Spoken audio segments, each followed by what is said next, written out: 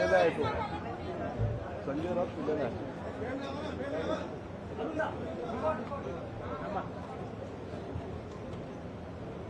पहिले ते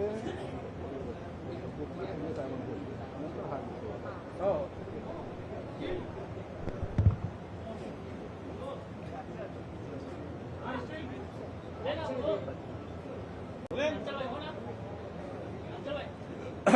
सर बोला.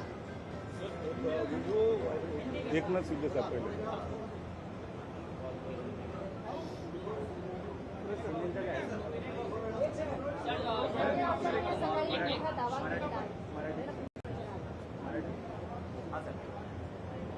संजय राऊतने आजही ठरल्याप्रमाणे भुंकण्याचं काम केलेलं आहे. एकनाथ शिंदे साहेब दिल्लीला गेले होते, अमित शहा साहेबाला भेटले, मग त्यांनी सांगितलं की माझा पक्ष लागला तर विलीन करा, परंतु मला मुख्यमंत्री करा. हे सगळं जे पाहिलं ना ते ना संताजी धनाजी दिसतात का काय असं एक प्रश्नचिन्ह आहे. मुळामध्ये असे मूर्खासारखे स्टेटमेंट करणं फक्त संजय राऊतलाच जमू शकतं. आम्ही जे काही त्यांना टोचलेलं आहे त्याची जखम आजही त्यांची भळवळते. आणि म्हणून सकाळी उठलं का एकनाथ शिंदे, दुपारी उठलं का एकनाथ शिंदे, मेळावा असला का एकनाथ शिंदे, संध्याकाळी झोपताना एकनाथ शिंदे, मग त्यांची ती दाढी, मग त्यांनी त्यांचा असलेला करिश्मा, यावरच त्यांची असं एकंदरीत टार्गेट हा एकनाथ शिंदे साहेब असतात. शिंदे साहेबांनी ज्या पद्धतीनं 2.5 वर्षापूर्वी 3 वर्षापूर्वी त्यांना जी काही त्यांची भूमिका मांडली होती त्यामुळं त्यांची गेलेली सत्ता ही आजही त्यांना स्वस्थ बसू देत नाही. आमचा चान्स ह्या माणसाने हुकवला, आम्हाला सत्तेतून ह्या माणसाने खेचलं आणि हे तुम्ही अनेक भाषणातून पाहताय. माझी खुर्ची ओढली, माझी सत्ता खेचली, माझ्याशी गद्दारी केली, मग काही त्यांचे सुपुत्र किंवा आणखीन काही जे चेले चपाटे मग 50 खोके ओके, या सगळ्या वल्गना करून थकल्यानंतर ज्या ज्या ठिकाणी अमित शहा साहेब दिसतील, ज्या ज्या ठिकाणी मोदी साहेब दिसतील, त्या त्या ठिकाणी जर एकनाथ शिंदे साहेब गेले तर त्यांची बंद खोली आड चर्चा झाली. मग यांनी आता सत्तेसाठी एकनाथ शिंदे आता लाचार झालेत, ते आता मागे पडलेत, एकनाथ शिंदेला आता भाजप संपवणार, अशा अनेक प्रकारच्या स्टोऱ्या हे रोज करत असतात. आणि त्यातलीच एक स्टोरी आज संजय राऊतनी त्याच्या मनातली मळमळ ही बाहेर काढायचा प्रयत्न केलेला आहे. मागेही आम्ही सांगितलं होतं की हा संजय राऊत सारखा वेडा माणूस, ज्याच्यासाठी आम्ही ठाण्याला हॉस्पिटलमध्ये बेड ठेवलेली आहे, परंतु आता मला असं वाटतं की त्याचे हातपाय बांधून त्याला तर हॉस्पिटलमध्ये घेऊन जावे की काय अशी परिस्थिती निर्माण झालेली. म्हणून या मूर्ख माणसासाठी मला वाटतं आपणही सगळ्यांनी हे वेळ घालू नका. याचं काम बडबडणं यात महाराष्ट्र जाणतोय. या पक्षाचे उबाटाचे जे शकले झालेली आहेत त्याला कारणीभूत असलेला माणूस एकमेव तो असल्यामुळं त्याला ती धडपड आता दुसऱ्या पद्धतीने मुझे गिनो, मला कुणीतरी माझं अस्तित्व ठेवा, अशा पद्धतीचा त्याचा प्रयोग चालू आहे. पुन्हा मी त्याच स्टेजवर आहे असं समजायचा त्याचा तो मूर्खपणा त्यांनी आज सिद्ध केलेला आहे. म्हणून एकनाथ शिंदे साहेब महायुतीमध्ये अत्यंत मजबूतीने उभे आहेत, अत्यंत चांगलं काम चालू आहे आणि अशा ह्या सगळ्या गोष्टीवर आम्हाला लक्ष द्यायला वेळ सुद्धा नाही. साहेब, आपण वारंवार अडचणीत येत असताना पाहायला मिळत आहे, कधी तुमच्या हॉटेलच्या व्यवहारासंदर्भात असो किंवा आता नुकताच आलेला जो व्हिडिओ आहे त्यात आपण बेडवर आहात आणि मोठ्या प्रमाणात पैशांची भरलेली बॅग त्या ठिकाणी आहे. तुमच्या घरातला आहे का नेमका हा व्हिडिओ कुठला आहे? व्हिडिओचं काय संदर्भ आहे? तुम्हाला मी आताच तुमच्याच एका चॅनलच्या मित्राकडून तो व्हिडिओ पाहिला. व्हिडिओ काय दाखवतोय? माझं घर आहे, जे घर तुम्ही पाहतायत ते माझं घर आहे, माझं बेडरूम आहे. बेडरूम मध्ये मी बसलेलो आहे, बनियनवर बसलेलो आहे. बाजूला माझा सर्वात लाडका कुत्रा हा माझ्या बेडरूम मध्ये आहे आणि एक बॅग तिथं अशी ठेवलेली आहे. याचा अर्थ असा होतो की मी कुठेतरी प्रवासातून आलोय, कपडे काढलेत, माझ्या बेडवर मी बसलेलो आहे. अरे मूर्खानो, एवढी मोठी बॅग जर पैशाची ठेवायची असेल तर अलमाऱ्या काय मेल्यात का? त्या काय सगळ्या काढून टाकल्यात का काय? आल्याबरोबर नोटा आहेत त्या बॅग मी अलमाऱ्यामध्ये ठोसल्या असताना, परंतु कपड्याच्या बॅगला सुद्धा यांना नोटा, यांना पैशाशिवाय काहीच दिसत नाही. एकदा एकनाथ शिंदे साहेब विमानातून खाली उतरून त्यांचे जे काही बॉडीगार्ड बॅगा घेऊन चालले होते तेही सुद्धा त्या नोटांनी भरलेले होते म्हणाले. आता यांना कपडे ठेवायला काय बॅगा नाही लागत, त्यांना पैसे ठेवायला बॅगा लागतात, असं एकंदर त्यांचं वर्तन आहे. म्हणून हा कॉमन प्रवासातून आलेली बॅग अशी लटकलेली कुठंतरी ठेवलेली उभी आहे ती बॅग, बाजूला माझा डॉग आहे आणि मी बेडरूमवर आहे, याची बातमी होते. मला आश्चर्य वाटतं की अशा बातम्या करायला यांना इंटरेस्ट कसा येतो, या मूर्खपणाचं लक्षण कुठून येतं.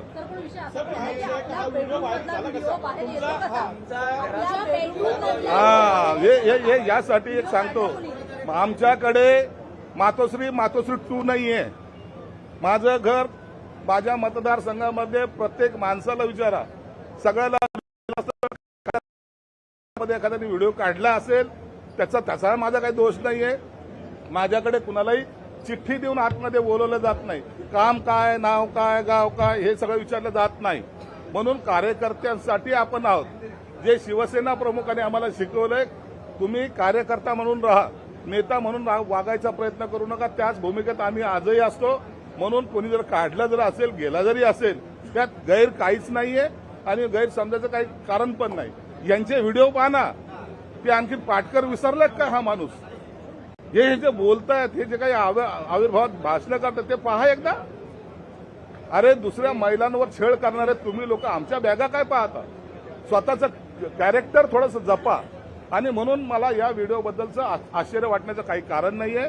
आणि यांनी जाणून बुजून हे असे लोक जे टार्गेट करतात त्यांना माहिती आहे की यांना उत्तर मी चांगल्या पद्धतीने देऊ शकतो, म्हणून हे टार्गेट करताना हे माझं नाव पुढे आणण्याचा प्रयत्न करतात. मला त्याचा काहीही माझ्यावर परिणाम होत नाही. साहेब, पण तुमच्या घरातला बिभीषण नेमका कोण आहे याचा काय शोध लागलाय का? कोणी हा व्हिडिओ काढलाय? जाऊ दे, असं होत असतं. मी गाडीत बसतो तेव्हा व्हिडिओ काढतात, कधी गाडीतून उतरताना व्हिडिओ काढतात. कार्य करताय, त्याला काय विशेष आहे?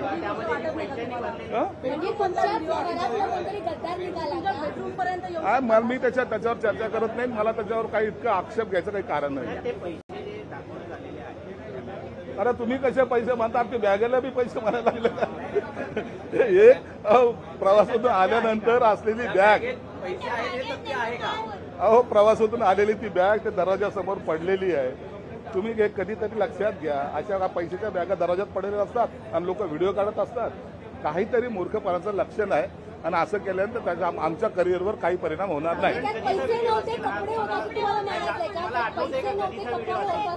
अरे कपडे आता पैसे असते तर मी तिथे ठेवले असते का? मी ठेवले असते ना कपाटामध्ये. म्हणजे काय बोलतेच? माहित नाही हो, आता कितीतरी आपण आलो असं काय लक्षात माहित नाही कधीच आहे. आता हे कोण लक्षात ठेवतं? अरे बापरे, या मूर्खाच्या नादी लागून टाइम खराब करू नका. हे ज्या या व्हिडिओमध्ये काही तथ्य नाही. प्रवासातून येताना असलेली बॅग अशी असणे, अहो यांनी किती टार्गेट केले तरी आपल्याला काही होत नाही.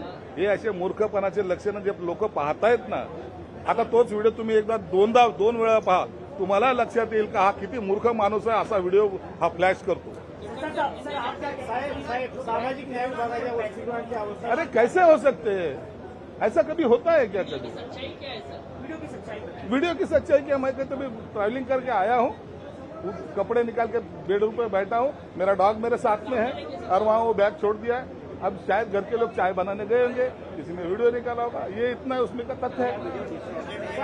सामाजिक बनाया गया है, पता नहीं. मैं ये काम जो दुर्गा में लोग रहते हैं वही लोग ऐसे काम कर सकते हैं. दावा है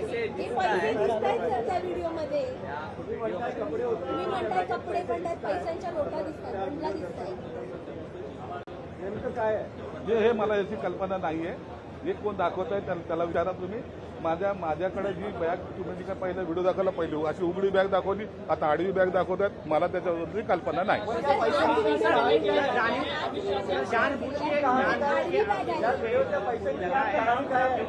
एक के बाद एक इस तरह से आरोप हो रहा है और आज ये वीडियो आया है और जब सदन शुरू है क्या लगता है इसके पीछे कौन है? विपक्ष है कि आप ही के पार्टी? अरे कोई लोगों को अपना काम अच्छा काम दिखता नहीं है. उनको लगता है कि जानबूझ के इनको टारगेट किया जाए, कुछ बोला जाए जिससे ये क्लच में आ जाएंगे, इनके ऊपर कुछ तो कार्रवाई होगी। ऐसा नहीं होता। आप काम अच्छा करो, जो काम अच्छा करता है उसी को लोग बदनाम करने की कोशिश करते हैं। इसलिए मुझे इसकी कोई चिंता नहीं है। और ये जो रिकामे लोग हैं जिनको सिर्फ लोगों के एंगल से फोटो देखना, कौन क्या कर रहा है, दूरबीन लगाना, यही ये लोगों का धंधा है और इसके लिए मैं उसके ऊपर ज्यादा कमेंट्स नहीं करता।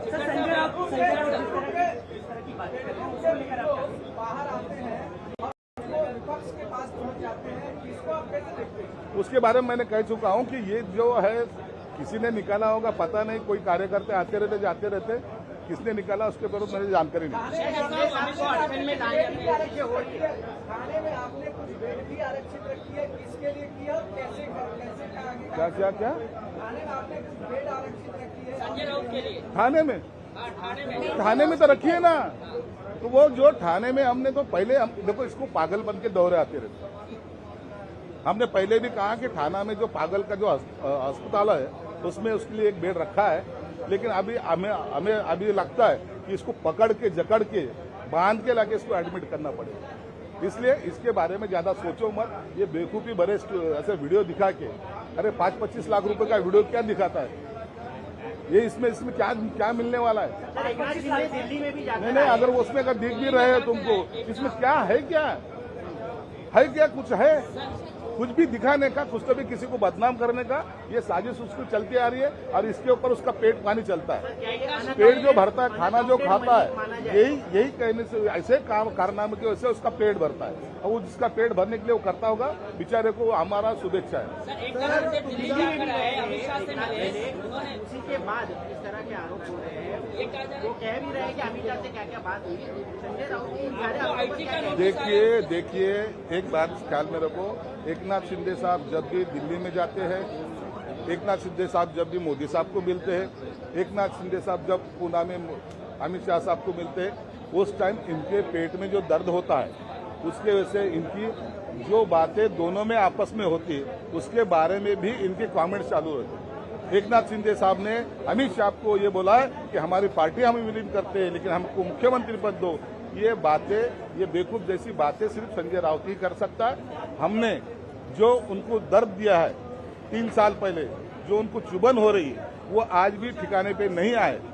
उनके नेता भी हर टाइम सवेरे शाम रात दोपहर एकनाथ शिंदे नाम की माला वो जप रहे हैं और उनको टारगेट करने का जो भी चांस मिलेगा वो टारगेट करने की कोशिश कर रहे हैं, लेकिन इसमें वो कामयाब नहीं होंगे। सर पैसे तो